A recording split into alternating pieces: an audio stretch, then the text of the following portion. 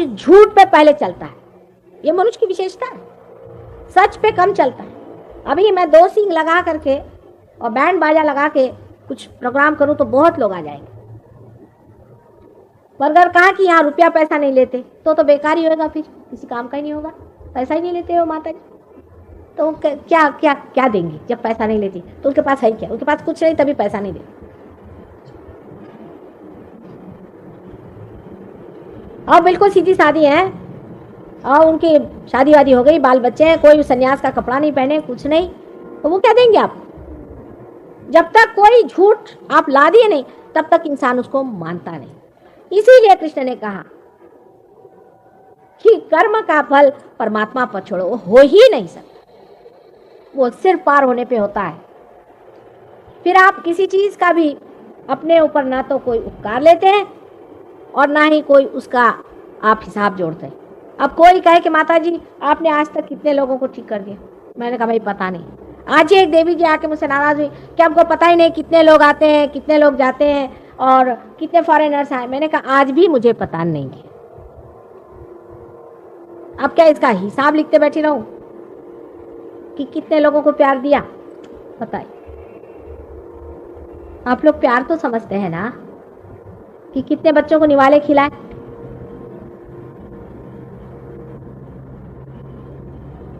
सो प्रेम का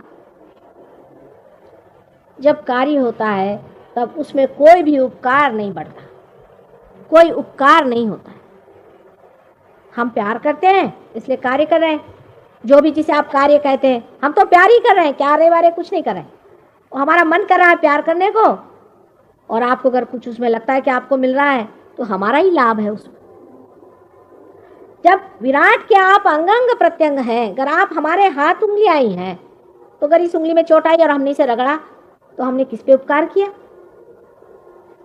हमने तो अपने ही ऊपर उपकार किया है।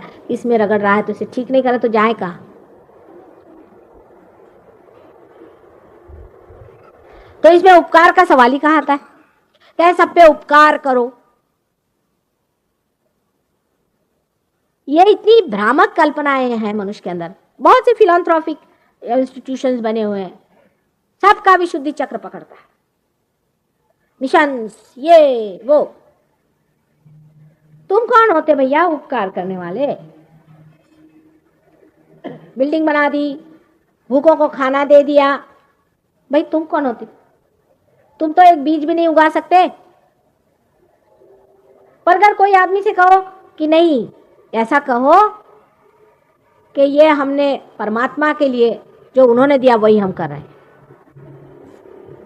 तो कहेंगे जरूर, लेकिन वो घटना जो होगी वो ईगो ओरिएंटेड ही होगी, वो नहीं छूटता जब तक आप पार नहीं हो जाइए। ये बात सही है, इसको मान लेना चाहिए। माने आप सूक्ष्म में वो बैठा रहेगा ईगो आपका। अब मतलब जड़ में भी बहुत होता है।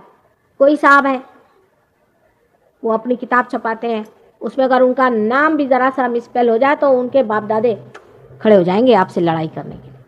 बहुत सी ऐसी चीजें मनुष्यों ने बनाई हैं जिससे आपका ईगो खूब पैम्पर हो। जैसे कि एक हुज हू किताब है, उसमें आपको लिखेंगे साहब आपके बारे में हम छापने वाले हैं। लोग तो हाँ मैं क्या हो गया? फिर वो कहते कि हाँ लेकिन किताब की कीमत सिर्फ 100 पाउंड है या 50 पाउंड है। वो 50 पाउंड आप भेज दीजिए, आपको हम छपा देते। वो सोचते वाह वाह वाह मेरा नाम हुज हू में छप गया। उन्होंने आपको बेवकूफ बनाया और आप अपने ईगो में फंस गई, ये आपकी समझ में नहीं आया। इसी प्रकार सारा फिलैंथ्रोपिक वर्क है, क्योंकि जिसने वो किया वो भी पकड़ में आ गया और जिसके लिए किया वो भी पकड़ में आ गया। अब आप कहिए क्या माता जी सारे ही बंद कर दें फिलैंथ्रोपिक वर्क? ऐसा भी सवाल लोग मुझसे पूछते हैं कि यह सब बंद कर दें इनको फिलैंथ्रोपिक वर्क। मेरे से अगर पूछे तो बंद ही कर दीजिए और सहयोग में लगाइए, सबको पार कराइए। अब सारे फिलैंथ्रोपी छोड़ के सबको पार कराइए। आप बीमारियां ठीक करते हैं, खट से इसमें बीमारी ठीक होती है। अभी यहाँ बैठे इनसे पूछ लीजिए, 1 सेकंड में चीज ठीक हो सकती है सहयोग में आने से। कोई सी भी बीमारी हो, हम कहते हैं कि हर तरह की बीमारी सहयोग में ठीक होती है, सिवाय 2-4 बीमारियां हमने देखी जो नहीं ठीक। अधिकतर बीमारियां इसमें ठीक हो जाती। तो आप कहे कि फिलैंथ्रोपी लेके बैठे हो, पर इसमें आप पैसा नहीं ले सकते। इस पे डॉक्टर लोग फिसल जाएंगे।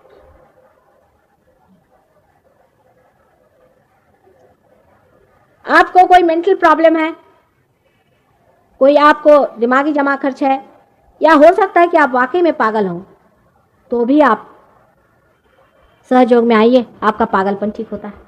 50 पागल भी ठीक होगा। आपको शांति नहीं है, आप परेशान हैं, आप सो नहीं। कल ही एक स्त्री आई थी, आपको मालूम है, यहाँ आधे घंटे बैठी रही, वो कितने साल से सोई नहीं, एमडी हैं, वो एमडी हैं। अब उनको इतनी जोर की नींद आई कि यहाँ से उठ नहीं पा रहे, यहीं सो जाते हैं अब हम तो, इतनी नींद आने लगे। ये सब चीज सहयोग में घटित हो सकती है, क्योंकि वो समय आ गया है ये सब चीज को आप प्राप्त करें। लेकिन अपने अंदर ये ईगो इकट्ठा करने से कोई फायदा नहीं। हालांकि वो बाह्य से नहीं दिखाई देगा, कोई कोई लोग ऐसे बड़े ही नम्र होते हैं बाह्य से देखिए तो, लेकिन अंदर उसका सटल जो असर होता है कि उनकी कुंडलिनी जो है वो बार बार खिंचती है, ऊपर चढ़ाते फिर खिंचाती, ऊपर चढ़ाते फिर खिंचाती, और उसका प्रवाह जोर से नहीं चलता है। और जब आप अच्छे से पार हो जाएं, हमारे ऐसे लोग हैं आप जानते हैं, इन्होंने हजार हजार लोगों को ठीक किया, हजार हजार लोगों को, एक एक आदमी सिर्फ यूं ऐसे करके, हाथ देके, वाइब्रेशंस देके, चक्र ठीक कर। तभी जो कृष्ण ने कहा था कि कर्म का फल परमात्मा में छोड़ो, नहीं तो और कहां छोड़ो। हालत ही ये हो जाती है, और किस पे छोड़ेगा आप, क्योंकि हम तो कर ही नहीं रहे, हमारे अंदर से बह रहा है। आप लोग भी क्या कहते हैं, हमारे अंदर आ रहा है। आप ये तो नहीं कहते कि माँ हम अपने अंदर ला रहे हैं। वो शब्द ही चले जाते हैं कि मैं कर रहा हूं, हो रहा है, घटित हो रहा है, चल रहा है, बन रहा है, नहीं बना। भक्ति में भी बहुत कृष्ण की कमाल है, इसको समझना से खुश हो रहे हैं। हालांकि हम बता रहे हैं आपसे, सबकी विशुद्धि चक्र खोल रहे हैं।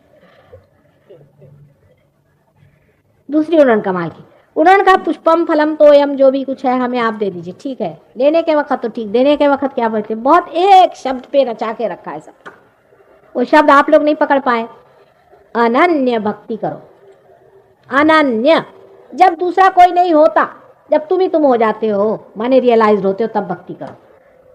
अब इस शब्द पे पकड़ा, लोग कहते हैं हम अनन्य भक्ति कर रहे हैं। अरे भाई, ये अनन्य भक्ति कैसे, फिर रो क्यों रहे हो। कबीर थे अनन्य भक्ति वाले, जो ये घिघिया के रोते हैं भगवान कब मिलोगे, जो सेपरेशन के कवि हैं, वो क्या अनन्य भक्ति करेंगे। मुझे तो बड़ी घबराहट हो जाती है बाबा इन लोगों से। इतने रोते हैं कि मानो जैसे आंख निकाल के उसे धो के निकाल के फेंक दी। इतने घिघियाने की क्या जरूरत है। उनका अनन्य भक्ति करो, जब अनन्य में उतरो तब भक्ति करो, तो फिर कबीर की वाणी होगी, नानक की वाणी होगी।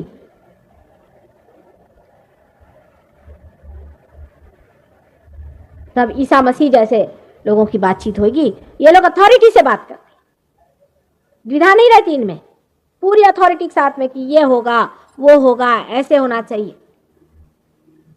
लेकिन कबीर को कोई नहीं मानते। विशेषकर हमारे हिंदी के जो कवि हैं, जो कि रोना ही पसंद करते हैं, वो सूरदास और कबीर का वर्ण दोनों में कंपैरिजन करके कहते हैं कि इनकी सधुक्कड़ी भाषा और सूरदास जो हैं वो बहुत ही ज्यादा मधुर है। मैं तो कहूं बहुत रोने हैं। उन्होंने ही खुद लिखा है सुरसागर लिखने के बाद, सूरदास की सभी अविद्या दूर करो नंदलाल। उन्होंने कन्फेशन दे दिया कि अभी अविद्या में बैठे हैं। लेकिन हम क्योंकि विरह में हैं, हमें विरह वाले कविता अच्छी लगती। जब आप विरह से उठ जाते तो आपको विरह वाले लोग बिल्कुल नहीं अच्छे लगते। लगता है ये क्या रो रहे हैं बाबा सुबह से शाम तक। जैसे कोई शादीशुदा अभी नई शादी हो गई हो और उनको कोई पड़ोस में मर जाए तो कैसा बुरा लगता है, कहाँ से मनुष्यत आ गई, वैसा ही लगता है। फिर आदमी को मजा आता है ज़ेन पढ़ने में। खलील जिब्रान को पढ़िए, आप पार होने के बाद खलील जिब्रान को पढ़िए, सारा सहयोग है खलील जिब्रान। ज़ेन पढ़िए, ज़ेन तो पूरा ही सहयोग है। फिर आपकी रुचियां बदल जाती है साहब, आपकी प्रायोरिटीज बदल जाती है, आप एक दूसरे तरह से दुनिया को देखने लगते हैं। पहले आप मांगते हैं, फिर आप देते हैं। अभी आप मांग रहे हैं, फिर इधर आके बैठ के दीजिए, ये जब घटना घटित होती है तभी आप साक्षी हो जाते हैं, जिसे श्री कृष्ण ने कहा हुआ है कि आपको साक्षी हो जाना चाहिए। श्री कृष्ण को संपूर्ण अवतार इसलिए मानते हैं कि उनके लिए सारी सृष्टि एक लीला मात्र थी। रामचंद्र जी ने भी सारा नाटक ही खेला था, पर वो इतना बढ़िया नाटक खेला कि ऐसा प्रतीत होता है कि वो साक्षी नहीं थे, इसलिए उनको मर्यादा पुरुषोत्तम ही कहा गया। लेकिन ये नाटक है, पूरी तरह से श्री कृष्ण ने सिद्ध कर दिया, इसलिए श्री कृष्ण को पूर्ण अवतार मानते हैं कि वो पूर्ण अवतार है, उनके लिए सारी कुछ लीला ही है। सहयोग के बाद आप भी साक्षी स्वरूप हो जाते हैं। अब देखते हैं वह अच्छा नाटक चल रहा है साहब, क्योंकि आप हैं न तो आगा सोचते हैं ना पीछे आप देख रहे हैं, चलने दीजिए नाटक। स्थिर बुद्धि होके आप देखने लग जाते हैं।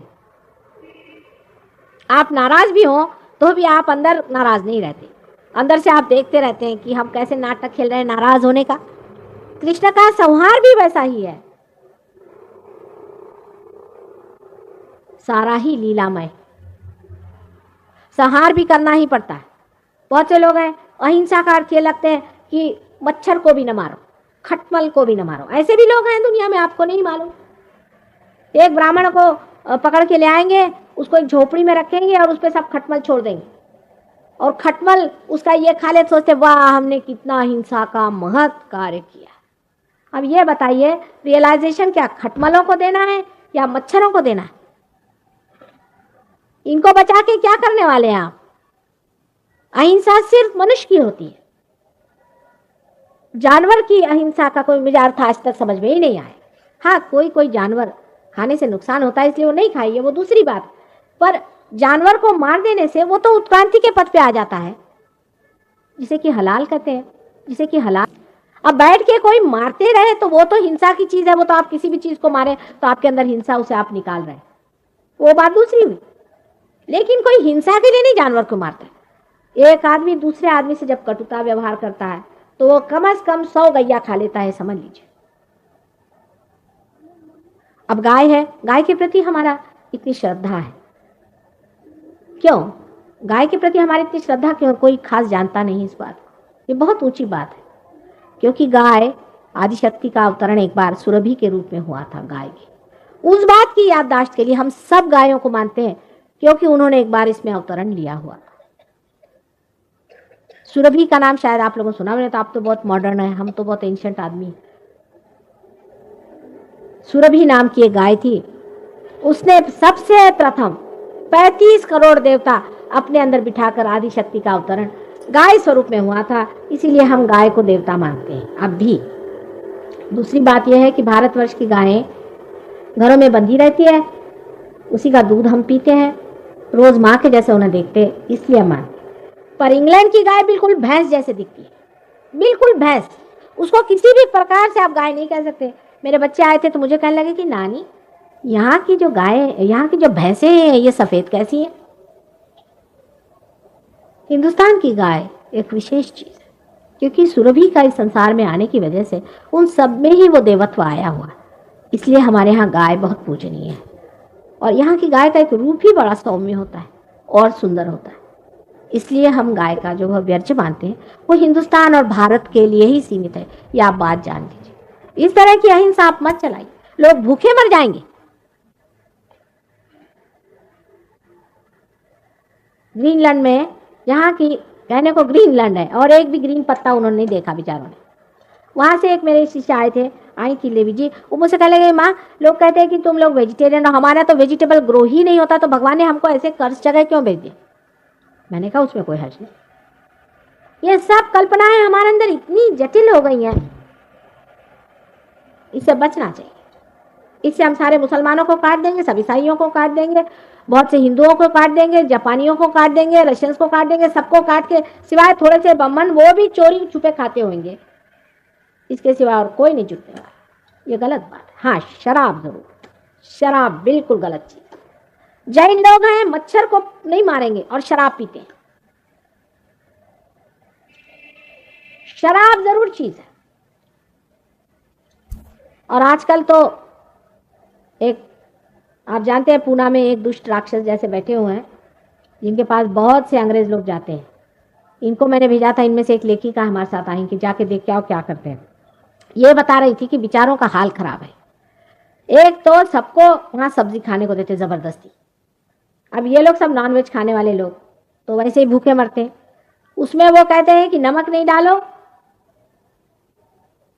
और फिर उबली हुई खाना दो, तो कहने लगे कि सब ऐसे दुबले पतले हो गए, हालत खराब, लत्तड़ पत्तड़। और 9-9 घंटा हर एक से वो काम लेता आदमी। एक आदमी वो सब्जी ही काटते रहता, उसका हाथ तक छिल गया 9 घंटे।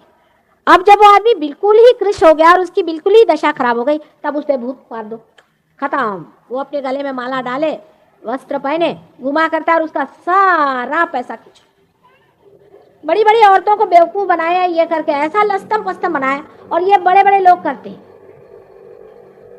मैं आपको सबकी पोल पट्टियां बताऊंगी एक दिन, उस पर भी एक दिन लेक्चर करना चाहिए कि ये लोग जो अपने को बड़े भारी धर्मात्मा समझते हैं, अब लामा लोग आप सोचते हैं बड़े धर्मात्मा, मुझे आज तक एक नहीं मिला। धर्मात्मा पना जो है ये अंदर की चीज होती है। इसमें इस तरह से लोग कठोरता करते हैं, इतनी कठोरता करते हैं कि मनुष्य के साथ इतनी कठोरता और जानवर के साथ इतना ज्यादा प्रेम। एक मनुष्य जो है हजारों योनियों में से गुजर के मनुष्य बनता है, उसके अंदर इतने चक्र बनते हैं, उसके पांव के धूल के बराबर भी हजारों जानवर नहीं होते। इतनी बड़ी ये चीज है। उसको तो आप दुख देने में, तकलीफ देने में, उसके साथ में परेशानी करने में जरा सा भी आपको समय नहीं लगता है। और मच्छरों की आपको फिक्र है और खटमलों की आपको फिक्र है। मुंह पर पट्टियां बांध के लोग घूमते हैं, बेवकूफ कहेंगे। अपनी जिंदगी बर्बाद, दूसरों की जिंदगी बर्बाद, ये करने की क्या जरूरत है। हाँ, लेकिन अगर कोई आपको चीज खाना पसंद नहीं है, आप उसको नहीं पसंद करते, नहीं खाइए। आपको जो चीज पसंद है वो खाइए, जो आपको सूट करता है प्रकृति को वो खाइए, वो दूसरी बात है। लेकिन इसकी इतनी ज्यादा जबरदस्ती लोगों पे करना कि उनका खाना पीना हराम हो जाए, वो भूखे मरे, ये कौन सा बताए, कौन सी शराफत है ये। मैं कहती हूँ ये एक तरह का एग्रेशन ही है।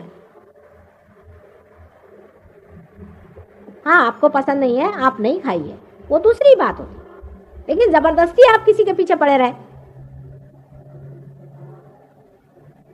सबका डिस्क्रिमिनेशन का पॉइंट होता है, और ये आपको विशुद्धि चक्र से पता रहता है। नीरक्षीर विवेके तू, संस्कृत में एक श्लोक है कि नीरक्षीर का विवेक जब होता है, जब पानी और दूध का फर्क आता है, तब हंस जो होता है वो सिर्फ दूध पी लेता है, और जो बका होता है, बगला होता है, उसकी समझ में नहीं आता, वो दूध भी पीता है, पानी भी पीता है, उसको समझ नहीं आता।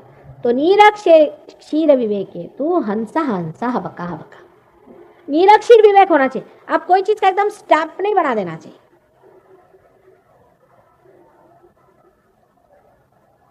बुद्धि से आप समझ सकते हैं, थोड़ा नीरक्षीर करें। और सबसे बड़ी चीज है दया। आपस में मनुष्य में दया होनी चाहिए। दयालुता मनुष्य पे पहले करिए ना। और दया करने में भी लोग उपकार समझते हैं। अगर कोई मोटर में एक बार लिफ्ट दे दे तो सोचता है मेरा गुलाम हो जाए।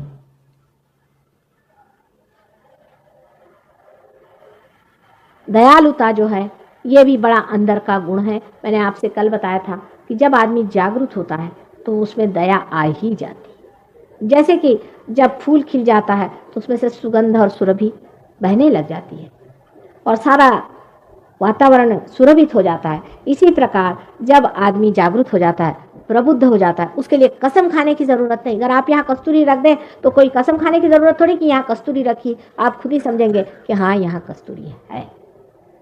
पर किसी की नाक बंद हो तो उसे क्या किया जाए। नाक भी बहुत बंद हो गई आजकल लोगों की, तो भी आज तक मनुष्य उतना नहीं गिरा है कि सच्चाई को नहीं पहचाने। थोड़ी देर चक्कर काटता है और फिर सच्चाई पे आ ही जाता है। यह भी श्री कृष्ण का ही वरदान है। सारा डिस्क्रिमिनेशन जो है वो श्री कृष्ण के ही चक्र से होता है और उन्होंने वो चक्र अपना बढ़ा के यहाँ रखा। अब इस चक्र का कोई नाम नहीं दे सकते कि वो श्री कृष्ण का ही यहाँ पर गुजरा हुआ, उनके हाथ ही है समझ लीजिए जो यहाँ पहुंचे हुए हैं, हंस ऐसे लोग कहते हैं। लेकिन ये चक्र होता है। ये चक्र जब खराब हो जाता है तो आदमी में डिस्क्रिमिनेशन नहीं रहता। वो उसी का सब चक्र है जो श्री कृष्ण है। तो वो विराट है और वो लीलामय है, वो लीला करते हैं और हम उनके अंग प्रत्यंग हैं। जब हम जागरूक होते हैं तब हम उनसे एकाकार होते हैं और तब वो हमें कार्यान्वित करते हैं। उन्हीं को मोहम्मद साहब ने अकबर कहा है। इसीलिए यहाँ का मंत्र, एक बहुत सुंदर मंत्र यह है कि दोनों उंगलियां कान में डालकर ऊपर हाथ करके अल्लाह अकबर कहें। जिस जिसका ये चक्र पकड़ा हो उसका एकदम खुल जाएगा। पूना में बहुत बमनोक से करवाया मैंने। ये उंगली श्री कृष्ण की है। इसी से उन्होंने गोवर्धन पर्वत पकड़ लिया था। इसी उंगली पर वो अपना सुदर्शन घुमाते हैं। श्री कृष्ण के बारे में इतनी मिथ्स हैं और इतने उनके बारे में गलत फहमियाँ हैं। उसमें से कुछ मैं चाहूँगी कि आपके सामने बयान करूँ, क्योंकि आज उनका ही थोड़ा सा उद्घाटन हुआ है। एक तो सबसे पहले ये कि 16,000 उनकी पत्नियां थी।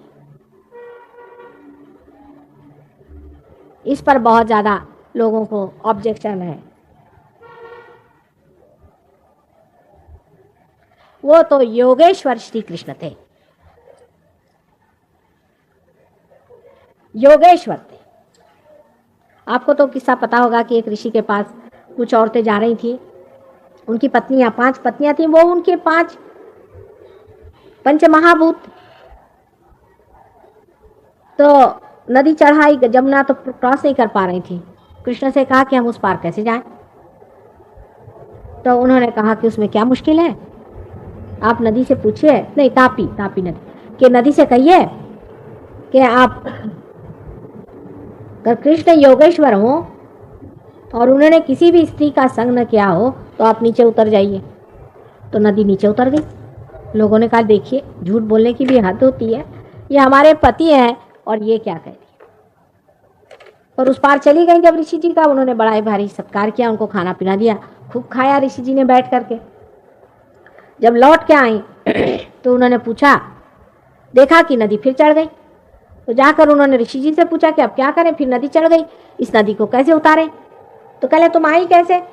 तो कह लगी कि उन्होंने कृष्ण ने ये कहा कि तुम नदी से जाके कहो कि अगर कृष्ण संपूर्ण योगेश्वर हो, साक्षात योगेश्वर हो, तो तुम उतर जाओ। तो वो उतर गई। तो समझ में तो आया नहीं हमारे। कह ले अच्छा, तुम जाके नदी से कहो कि हमने घर आने खाने का एक इतना सा अन्न भी ग्रहण किया हो, एक कण भी ग्रहण किया हो, तो तुम कह दो कि उन्होंने एक भी अन्न का ग्रहण नहीं किया, तो उतर जाएंगे नदी। इन्होंने जाके कहा कि ये ऋषि ने हमारे कोई भी अन्न का एक कण भी नहीं ग्रहण किया, तो नदी उतर गई। उनका भी कुछ समझ में आया नहीं, सब खा गए और ऊपर से इन्होंने ग्रहण ही नहीं। और इनकी हम पत्नियां 16,000 पत्नियां वो थी, 5 ये हम हैं, और इनके कोई स्त्री संग ही नहीं हुआ। ये कैसे क्या योगेश्वर है?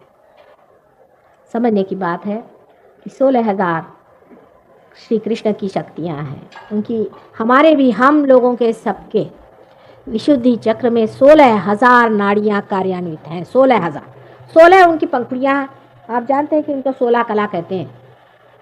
विशुद्धि चक्र में 16 कला है। उसी तरह से जो यहाँ का प्लेक्सस है, जिसे सर्वाइकल प्लेक्सस कहते हैं, उसके भी 16 है। सब प्लेक्सस है। जैसे कि हमारे सटल में है वैसे हमारे ग्रोस में, जैसे हमें सूक्ष्म में वैसे हमारे जड़ में भी। और इनकी एक एक कला की एक एक हजार, क्योंकि हमारे सर में जो सहस्त्रार है उसकी 1000 नाड़ियां हैं, और एक एक नाड़ी में कृष्ण की 16 नाड़ियां दौड़ती, तो 16,000 उनकी नाड़ियां हमारे अंदर यहाँ पर है। ये चक्र कितना महत्वपूर्ण है आप समझ। इससे हमारे नाक, आँख का बाहरी हिस्सा, मुंह, कंठ, दांत, जिह्वा, स्किन, जिह्वा कुछ इसी से कार्यान्वित रहती। फॉरहेड भी। इसके अलावा ईगो और सुपर ईगो भी इसी से कंट्रोल होते हैं। ये इतना महत्वपूर्ण है, 16,000 नाड़ियों वाला। और श्री कृष्ण को धूमिल कहा गया है, धूमिल दिखाई देती, इसलिए उनको कृष्ण लोग कहते हैं काले, धूमिल कलर के, नीला धूमिल कलर है उनका। और उनको धुआं बिल्कुल पसंद नहीं सिगरेट का, तंबाकू उनके बस की नहीं। अगर आपने तंबाकू खाई तो आपका ये गया, खाई तो, और पेट गया। कुछ नहीं माता जी, पान में थोड़ी सी मैं तंबाकू खाता हूँ, वैसे तो मैंने सब त्याग दिया। एक साहब आए, बहुत अच्छे हमारे सहज होंगे, बड़े शरीफ आदमी, तो उन्होंने कहा, मैंने कहा नहीं नहीं ये छोड़ो तंबाकू, ठीक नहीं है, उससे तकलीफ हो जाएगी।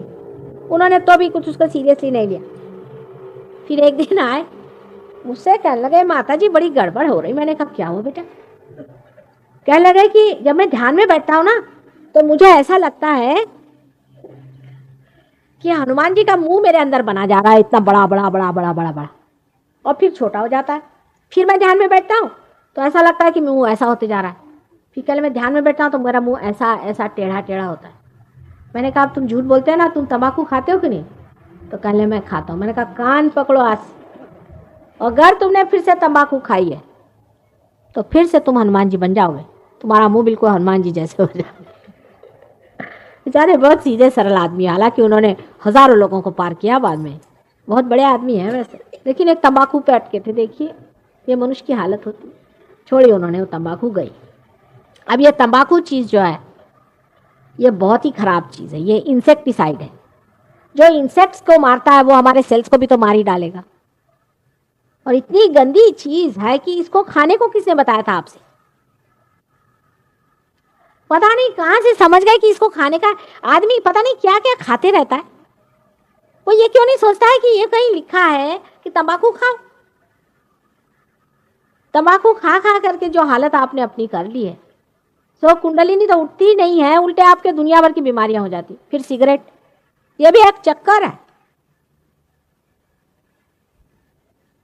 इंग्लैंड में अब ये हालत हो गई है कि लोग लिख देते हैं कि भाई ये सिगरेट पीने से पॉइजन है, आपको कैंसर हो सकता है, लिख देते हैं, तो भी लोग पीते हैं। उसमें चोरी छिपे। कोई भी लंदन आएगा तो हमसे कहेगा भाई यहाँ की बढ़िया वाली जरा हमें सिगरेट दे दीजिए, बस उससे हमारी तबीयत खुश हो जाएगी। मैं तो देखते ही रहती हूँ, बड़े बड़े लोग, बड़े बड़े अफसर, बहुत बड़े, जो आपके बहुत बड़े बड़े अफसर माने जाते हैं, वो लोग, एक तो उनको विस्की चाहिए और एक उनको सिगरेट चाहिए। ये लोग क्या अफसरी करेंगे और ये क्या जन का कल्याण करेंगे, मेरी कुछ समझ में आता नहीं। ये तो इंसेक्टिसाइड है, इसको खाना और उसको पीना किसने बताया आपसे? भाई मैं बहुत से पूछती हूँ कि कौन से शास्त्र में लिखा है। ये बात आपको आश्चर्य होगा, ये गुरु तत्व के विरोध में बहुत बैठती तंबाकू की। इससे पहले तो विशुद्धि चक्र पकड़ता है, ये मैं मानती हूँ, पर बाद में नाभि के पास में ऐसा मैल बैठ जाता है। सिगरेट में जो कैंसर होता है, मैं तो कहती हूँ कभी कभी कि इसके आपको फिल्म्स बना के लोगों को दिखाने चाहिए।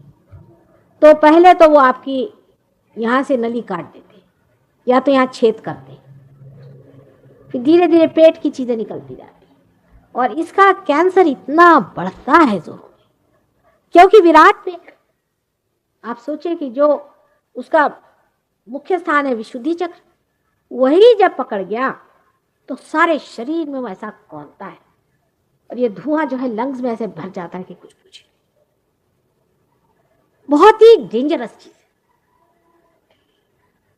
इससे अच्छा तो जहर खा के एक बार मर जाइए, अगर आपको इतना ही मरने का शौक है। लेकिन ये ऐसे कट कट के जो आप मर रहे हैं, ये क्यों मरते हैं बाबा? लेकिन कहने से नहीं होगा, ये भी मैं जानती हूँ। ये तो छूटना पड़ता है, वो भी सहयोग में ही घटित होगा, वो भी सहयोग का ही कार्य है। हमारे यहाँ मैंने बताया कि जो विदेश के लोग बैठे हैं, इनमें से लोग कुछ कुछ तो ड्रग्स तक बहुत लेते हैं, क्योंकि इनके यहाँ सब चीज़ रिलेटिव चलती है कि शराब से ड्रग अच्छा, तो ड्रग लो। पर शराब इतनी गंदी चीज़ है, उसको ही क्यों नहीं छोड़ देते? तो इनका रिलेटिव मामले में वो आए ड्रग पे। और सिगरेट तो सोचते बहुत ही सीधी चीज़ है, लेकिन ये इतनी घातक चीज़ है सिगरेट। और दूसरा ये कि इसलिए घातक है कि कम से कम शराब पीने के लिए आपको बोतल खोलनी पड़ेगी, उसके वो कुछ ग्लास वास लगेंगे। लंदन में तो आपको उसका स्पेशल ग्लास, वो भी एक उन लोगों ने बनाया हुआ ट्रिक कि आपको ब्रांडी पीना है तो ऐसा पियो, वो पीना है तो ये पियो, जिससे उनके क्रिस्टल बेचे जाए यहाँ पे, हर एक का अलग अलग। शराबी पीने के लिए तरह तरह की चीज, उसका भी बड़ा फ्रेंच में बड़ा शास्त्र है और बहुत उसको ऐसा बताया है क्या, हाँ जैसे इससे बढ़ के साइंस और मनुष्य ने कोई बनाया ही नहीं। इतनी बड़ी बड़ी किताबें लिखी और नाम भी ऐसे ऐसे रखे हुए हैं, भगवान बचाए। और फिर उसके एक तरीके से पूछना और बातचीत करना, साहब आप क्या पीजिएगा, और ऐसे नखरे से समझ में नहीं आता मेरे जैसे इंसान।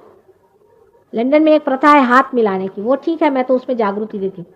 जाते वक्त तो ठीक रहते हैं, जब रिसेप्शन में खड़े रहिए 500 आदमी हाथ के मेरी तो जड़ें तोड़ डालते हैं, वो तब तो ठीक है, पर जब पी के आते हैं तो भगवान है बचा रखे। आप किसी से भी वहां बात पियाए बगैर कर ही नहीं सकते, क्या तमाशा है।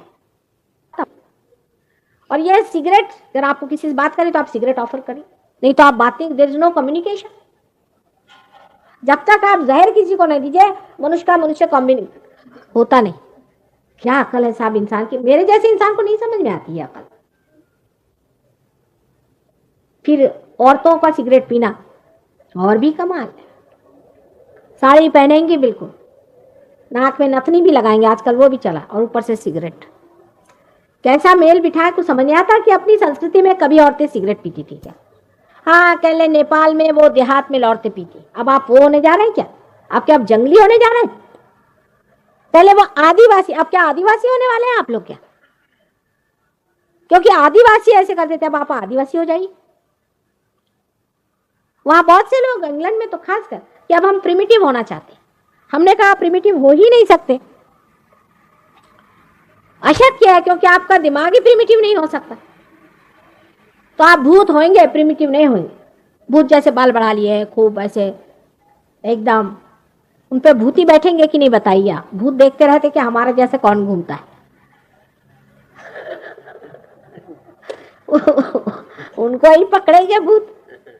अरे भाई कायदे से कपड़े पहन के जाओ तो भूत भी भागेगा। आप अगर शराबी होंगे तो आपके ऊपर एक शराबी आके बैठ जाएगा, और आप इतनी शराब पिएंगे कि आपको पता नहीं। आप अगर स्मोकिंग करते हो तो सिगार पीने वाला आ जाएगा, हाँ आपको पता नहीं, ये भी होता है।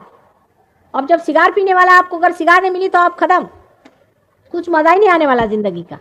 सारी जिंदगी आप रोते रहेंगे कि हमें सिगार ही नहीं मिली, सिगार पे आपकी सारी जिंदगी है। और कितनी डेंजरस चीज है, इसको आप समझ लें कि शराब पहले अंग्रेज इतना सा पीता था, तीसरे जनरेशन में सब लोग पब में मरेंगे। अपने देश में भी ये बहुत ही डेंजरस चीज है। एक बार किसी के चढ़ जाए, आप किसी भी अफसर को खरीद सकते हैं, मिनिस्टर को खरीद सकते हैं, अगर वो शराबी है। कमजोरी, इतनी कमजोर चीज होती है, इतनी कमजोरी इंसान के अंदर डाल देती, बहुत कमजोर कर देती इंसान, क्योंकि उसको आप खरीद सकते हैं एक बोतल पर। मुरारजी भाई कहते हैं करूंगा, पता नहीं कब शुरू करने वाले हैं। आप लोग उनके खिलाफ इतनी इतनी बातें लिखते हैं, इसलिए वो नहीं कर रहे कि कहने लगे उससे और भी बूट लेगिंग होगा। 2 दिन होगा फिर खत्म हो जाएगा, मरने दीजिए। अरे ऐसे तो मरने ही वाले, बूट लेगिंग से मरने दीजिए, कल्याण होगा उनका भी और हमारा भी। और एक्सप्लेनेशंस और लोग देते हैं किससे बढ़ेगा, कभी नहीं बढ़ने वाला। 1 जनरेशन में नहीं, 2 जनरेशन में, 3 जनरेशन में बिल्कुल लोग शराब छोड़ देंगे। शुरू तो करके देखिए, हमसे तो अच्छे पाकिस्तानी हैं जो डंडे लगाते हैं। औरतों की दुर्दशा हो जाती है, घर की दुर्दशा हो जाती है।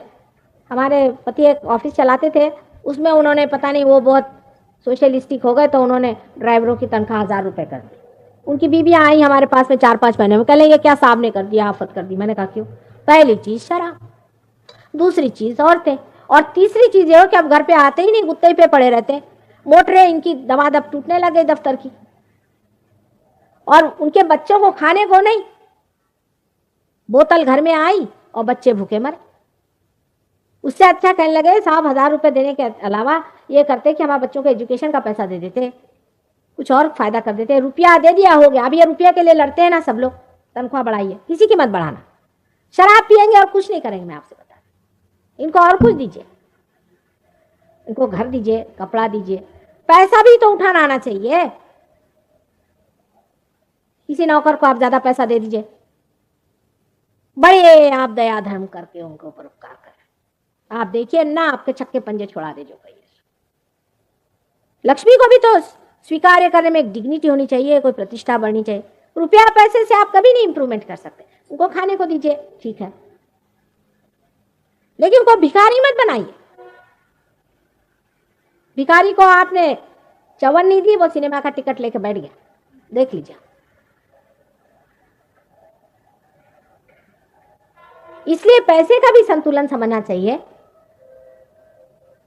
कि जिस पैसे से इस तरह की गंदी चीजें खरीदी जाती हैं, उसके वितरण से या उसके वृद्धि से कोई देश समृद्ध नहीं होगा। समृद्ध तो मनुष्य से होता है। अभी हमारी जो एक कल्पना है कि अगर हम अपने देश को ऐसे डेवलप कर लें, आपके पास सिवाय प्लास्टिक के और कुछ नहीं आ सकता। उनके पास है क्या? पत्थर।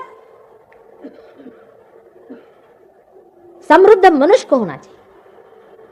आदमी एक एक बादशाह होना चाहिए, खुद बादशाहत होनी चाहिए। जैसे कृष्ण थे कि गोपों में और जंगलों में गैया चराते और राजा थे, सोते थे जमीन पर और बादशाह थे। ऐसी बादशाहत होनी चाहिए तबीयत की, ना कि इन प्लास्टिक की चीजों की। जो आदमी चीजों के पीछे में भागता है और हीरे जवाहरातों के पीछे में दौड़ता है और दूसरों को नोचता खसोटता है, इससे बढ़ के भिखारी और दरिद्री कौन हो सकता? ये दरिद्रता का लक्षण है। एक संतोषी जीव जो होता है वो असल में बादशाह होता है।